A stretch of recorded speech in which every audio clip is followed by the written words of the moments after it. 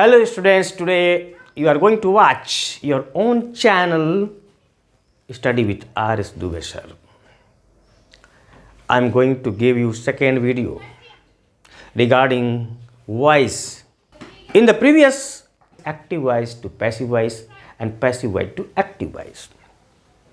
तो चलिए हम चलते हैं एक्टिव वॉइस और पैसिव वॉइस।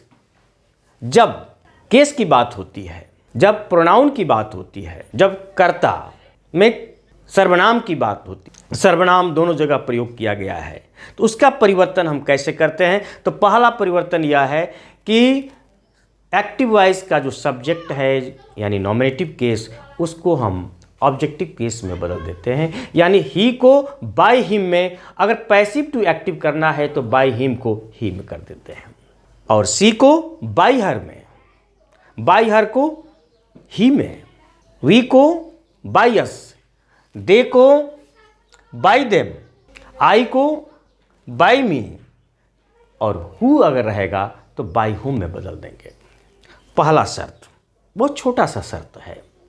दूसरा शर्त, always use third form of the main verb. हमेशा सदैव पैसिव वॉइस में क्रिया के तीसरे रूप का प्रयोग करना है। एक्टिव वॉइस में टेंस के अनुसार बदलता रहता है, लेकिन पैसिव वॉइस में हमेशा आप याद रखें कि third form of the main verb, क्रिया का तीसरा रूप का ही प्रयोग करना है। तीसरी बात यह है कि हमेशा सहायक क्रिया का प्रयोग अवश्य करें पैसिव वॉइस में। और बहुत याद रखने वाली बात यह है कि 3 ऐसी सहायक क्रियाएं हैं, डू, डस और डिड, जिसका प्रयोग आप कदापि पैसिव वॉइस में न करें। बस यही 2-3 बातें हैं जो आपको ख्याल रखनी है। तीसरी बात, अब कौन सी सहायक क्रिया कब और कहां आएगी, किसका प्रयोग कहाँ होगा, किस सहायक क्रिया का प्रयोग कहाँ होगा, है ना, यही आज स्टडी करना है। देखें आप, टेंस और सेंटेंस 2 ऐसी चीज़ है जिसके बिना ग्रामर का कोई भी टॉपिक अधूरा है, आप कर ही नहीं पाएंगे। टेंस और सेंटेंस दोनों चीज़ का अध्ययन बहुत ही आवश्यक है। सिंपल प्रेजेंट टेंस में आपको साथ साथ टेंस की भी पहचान बता रहा हूँ, और कैसे एक्टिव से पैसिव होगा और पैसिव टू एक्टिव होगा। पहला simple present tense. Simple present tense का एक्टिव वॉइस का सेंटेंस आप कैसे पहचानेंगे, या सिंपल प्रेजेंट टेंस की पहचान क्या है। बहुत सरल तरीका है। अगर मुख्य क्रिया का प्रयोग नहीं किया गया है तो इस एम आर का प्रयोग होता है सिंपल प्रेजेंट टेंस में। जैसे I am a teacher, you are a student, she is an actress, they are players. लेकिन जब मुख्य क्रिया का प्रयोग होगा तो इस एम आर का प्रयोग कदापि सिंपल प्रेजेंट टेंस में न करें। दूसरी बात कि अगर नकारात्मक और प्रश्नात्मक नेगेटिव सेंटेंस और इंट्रोगेटिव सेंटेंस रहेगा तो आपको डू डस का प्रयोग करना है। डू डस प्लस क्रिया का पहला रूप V1 first form of the main verb का प्रयोग होगा। जैसे आई गो टू मार्केट।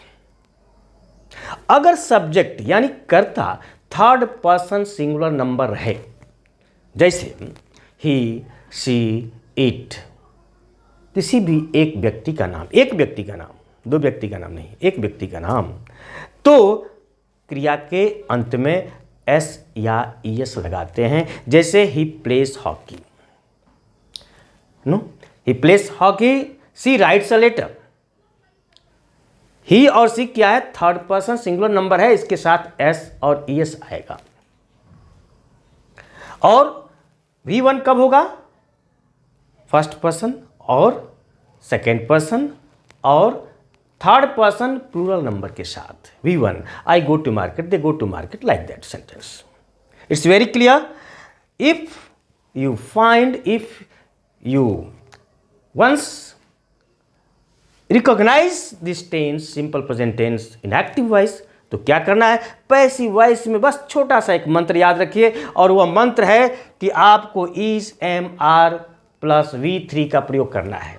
बाकी रूल्स तो आपको बता दिया गया है, इसको ख्याल रखना है, ये आपका की पॉइंट है। अगर सिंपल प्रेजेंट टेंस है तो आपको पैसिव वॉइस में कर्ता के अनुसार इज, एम, आर प्लस क्रिया का तीसरा रूप का प्रयोग होगा। इसको एक एग्जाम्पल के द्वारा हम समझने की कोशिश करते हैं। समझ लीजिए, मान लीजिए ये सेंटेंस है ही प्लेस हॉकी, ही प्लेस हॉकी। जरा देखिए, ये ही है, ये सब्जेक्ट है, subject third person singular number, इसलिए मैंने एस का प्रयोग किया है ना। एस क्या है, एस क्यों लगाते हैं? Third person singular number subject रहेगा तो एस या ईएस लगता है। लोग कहते हैं कि क्रिया के 3 रूप होते हैं, लेकिन नहीं, क्रिया के 3 रूप नहीं होते, क्रिया के 5 रूप हैं यहाँ, है ना। 5 रूप कैसे है? गो पहला रूप, गो, वेंट दूसरा, गॉन तीसरा, गोइंग चौथा, गोस पांचवा। ये जान लीजिए 5 रूप होते हैं। रूप मतलब चेहरा, परिवर्तित रूप। इसलिए यह मत कहिए कि क्रिया का 3 ही रूप होता है, क्रिया का 5 रूप होता है ना। अगर हम कहें कि जाना का अंग्रेजी क्या होता है तो आप कहेंगे go, go. That is not correct answer, that is incorrect answer. जाना का अंग्रेजी होता है to go, to go, to plus V1, जिसको हिंदी में मूल क्रिया कहते हैं और इंग्लिश में इन्फिनिटिव कहते हैं। इसको हम आगे नेक्स्ट वीडियो में आपको बताएंगे। चलिए, ये 5th फॉर्म है, ही गोस, ही प्लेस हॉकी, और ये क्या है? ऑब्जेक्ट। नियम आप जान चुके हैं, ये पहचान चुके हैं। ये एक्टिव वॉइस का सेंटेंस है, तो पैसिव वॉइस में बहुत आसान है। क्या है? इसको यहाँ लाना है, इसको यहाँ लाना है। तो हॉकी, HOCKEY, हॉकी। हमने बताया इसमें कोई सहायक क्रिया का प्रयोग नहीं किया गया है, अफर्मेटिव सेंटेंस है, तो आपको सहायक क्रिया लिखना है। बस यही सब्जेक्ट के अनुसार इज, एम, आर का प्रयोग करना है। ये hockey third person singular number है, इसलिए आपको यहाँ इज का प्रयोग होगा। आई तो स्पेशल है, आई के लिए स्पेशल है, एम, आर जो है प्लूरल सब्जेक्ट के लिए है। तो हॉकी इज, और हमने बता दिया है पैसिव फॉर्म में हमेशा third form of the main verb का प्रयोग होता है। तो hockey is played by him, full stop. ये आपका अगर हिंदी में कहे क्या होगा? ही प्लेस हॉकी, वो हॉकी खेलता है। Hockey is played by him, hockey उसके द्वारा खेली जाती है, उसके द्वारा खेली जाती है। हम कार्य की प्रधानता दे रहे हैं, क्या की जाती है? खेली जाती है। क्या खेली जाती है? हॉकी खेली जाती है। अब ये कौन खेल रहा है बहुत इंपॉर्टेंट नहीं है इसमें पैसिव वॉइस में, जैसा कि आपको मैंने डिफाइन किया है एक्टिव पैसिव इन पिछले वीडियो में। सो ता है, ती है, आप लोग पढ़े होंगे हिंदी क्रिया का अंत में ता है, ती है, ता हूँ, ते हैं, रहे, तो निश्चित रूप से वह सिंपल प्रेजेंट टेंस कहलाता है। तो जब भी दिमाग में आपको इस तरह का सेंटेंस आवे तो आपको इस तरह का सेंटेंस बनाना है। अगर कहे ही प्लेस हॉकी, वह हॉकी खेलता है, ही प्लेस हॉकी हो गया, हॉकी उसके द्वारा खेली जाती है, hockey is played by him. इसका एक नेगेटिव सेंटेंस हम लेते हैं, he does not play hockey, full stop. ये एक्टिव वॉइस का सेंटेंस है। आप पहचान लीजिए कौन सा टेंस है ये डस का प्रयोग हुआ है, तो निश्चित रूप से डू डस किसका पहचान होता है? सिंपल प्रेजेंट टेंस का। तो निश्चित रूप से आप जान चुके हैं कि सिंपल प्रेजेंट टेंस का वाक्य है एक्टिव वॉइस में। तो आपको पैसिव वॉइस में क्या करना है? आपको पैसिव वॉइस में इज, एम, आर, V3 तुरंत आपके दिमाग में ये बात आ जानी चाहिए। तो अब ध्यान में रहे कि ये क्या हो जाएगा? हॉकी और ही आपस में एक्सचेंज हो जाएंगे। तो पैसिव वॉइस में हॉकी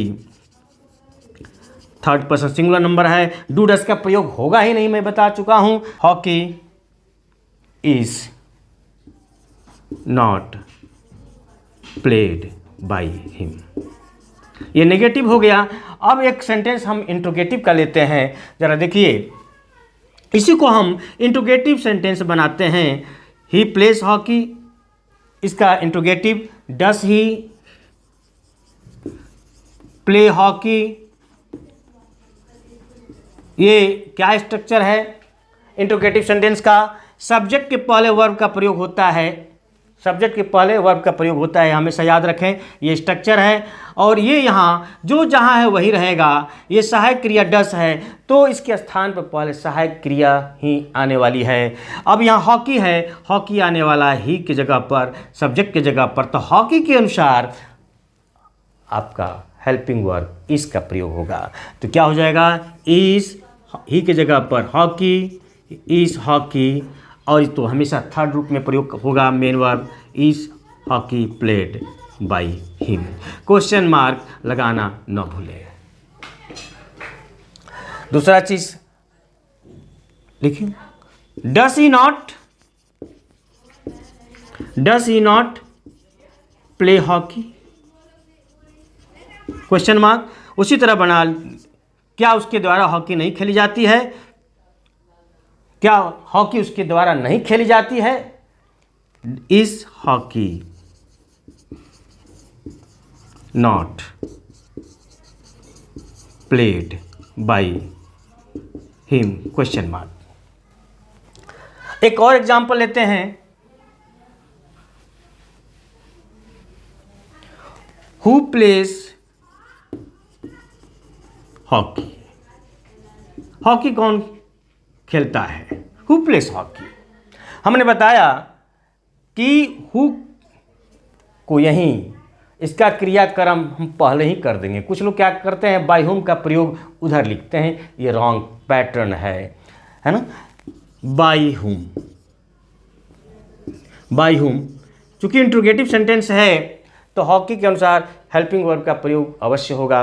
क्या होगा? Is by whom is hockey played, बस इतना ही। किसके द्वारा हॉकी खेली जाती है? ये इस तरह से आप किसी भी सिंपल प्रेजेंट टेंस का एक्टिव वॉइस आप पैसिव वॉइस में बदल सकते हैं, चेंज कर सकते हैं। एक दूसरा एग्जाम्पल लेते हैं दूसरे टेंस का। आपको विशेष रूप से पहचानना है सिंपल प्रेजेंट टेंस और सिंपल पास्ट टेंस पहचानना है, क्योंकि इसमें जब अफर्मेटिव सेंटेंस की बात होती है तो सहायक क्रिया का प्रयोग नहीं होता है, तो पहचानने में थोड़ा दिक्कत होती है। तो इसको पहचान लीजिएगा। V1 किस में होगा? Affirmative sentence. और डू डस किस में होगा? अफर्मेटिव सेंटेंस किस टेंस में? सिंपल प्रेजेंट टेंस में। डू डस और में मुख्य क्रिया का एस या es form simple present tense में। आपको सीधा पैसिव वॉइस में इस MR V3 का प्रयोग करना है। दूसरा एग्जाम्पल लेते हैं, बहुत आसान है ये पहचानना। प्रेजेंट कंटिन्यूअस टेंस का पहचान यह है कि इस टेंस में इस MR plus ING form of the main verb का प्रयोग होता है। इस MR प्लस ING। हम टेंस नहीं बदलते हैं, बाकी पैटर्न हम बदलेंगे, लेकिन टेंस यहाँ बिल्कुल नहीं बदलता है। टेंस डायरेक्ट इनडायरेक्ट में बदलता है, यहाँ नहीं बदलता है। इस MR ING form of the main verb, अब उसको यथावत हम सब्जेक्ट के अनुसार इस MR का प्रयोग करेंगे और बीइंग का प्रयोग करेंगे, क्योंकि बी ऐसा वर्ब है जो हर मुख्य क्रिया में समाहित होता है। बी मतलब होता है होना। बी ही ओरिजिन फॉर्म है, मान के चलिए। ओरिजिन फॉर्म तो वैसे क्रिया का नाने नहीं आता है, इन्फिनिटिव कहते हैं, लेकिन हर मेन वर्ब का बच्चा अगर कहें तो बी है। अब जान लीजिए इस MR plus ING form of the main verb. इसके बाद क्या करना है? थर्ड फॉर्म तो एकदम लिखना ही लिखना है, कोई दिक्कत है नहीं। एक वाक्य लेते हैं इसका एक्टिव वॉइस का, कोई भी ले लीजिए, जैसे Mohan is writing a letter.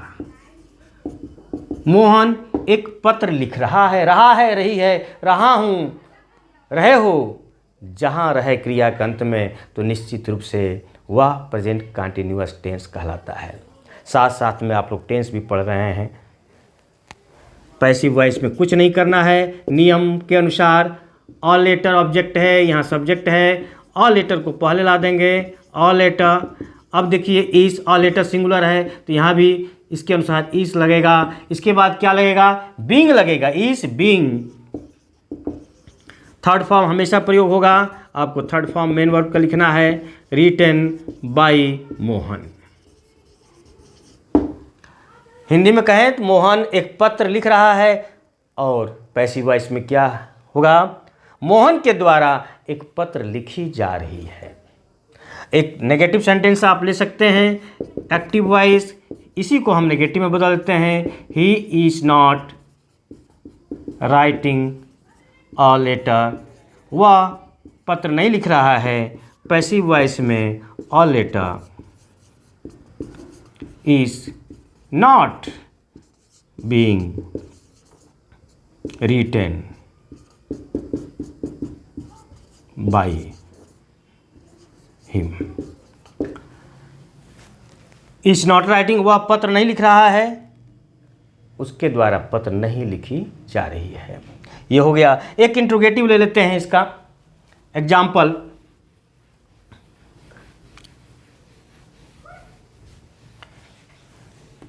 Is he writing a letter, question mark निश्चित रूप से डालिए, क्या हो जाएगा, is a letter being written by him. Is he writing a letter, क्या वह पत्र लिख रहा है, is a letter being written by him, question mark, क्या उसके द्वारा पत्र लिखी जा रही है। एक इंट्रोगेटिव ले लेते हैं, who is writing a letter,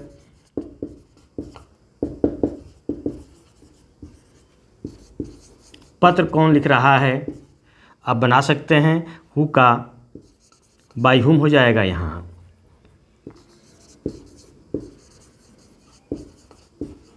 is a letter being written, किसके द्वारा पत्र लिखी जा रही है। इसी तरह तमाम नेगेटिव, अफर्मेटिव, इंट्रोगेटिव सेंटेंस को आप बदल सकते हैं पैसिव वॉइस में by following this pattern rules.